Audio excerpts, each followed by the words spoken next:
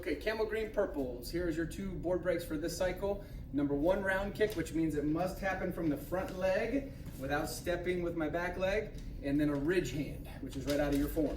So if you see my hand position, I'm actually gonna roll my thumb over and use the ridge of my hand to break that board. So I'm actually coming through with the ridge part of my hand, not my thumb or my fingers.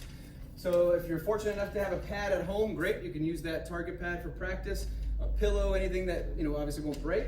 If you don't have any of that, just get a piece of paper. Have your parents or helper hold a piece of paper. I can work my targeting practice the same way with a piece of paper, just like it would be a pad. So use what we have for now. We're fortunate enough to have a pad, so we'll use that. If you have a pad at home, let's do at least 25 with that leg before you even attempt the board break. Make sure we have the technique down right. So distance-wise, I want to be fairly close. I can't be far away because then I would have to step.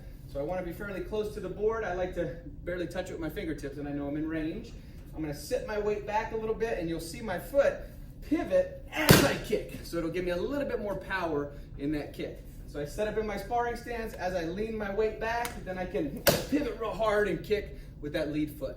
So tougher break this time. Work that active pivot should help you. Ridge hand, so keep it about body level. And from this position here, I want to have an aimer out and have my ridge hand way back as far as I can, because that's where my power is going to come from, right? I don't want to go right from here. I'm losing a lot of power. So I'm reaching back, using this reaction force arm as well, and I'm going to come through with that ridge hand and follow all the way through. So it looks something like this. One more time. So if we hit the board, and then the number 1 round kick. So I'm going to stay fairly close to the board.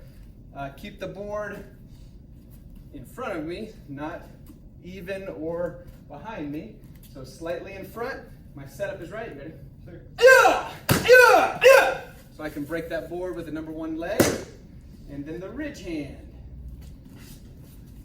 Good. So if you guys see my footwork here, I'm going to be in a front stance, kind of, let me say sparring stance at the beginning. And then as I ridge hand, you'll see my front foot shift over to that front stance, which is going to give me extreme power for that ridge hand. So let's try the ridge hand. Here we go. Ready?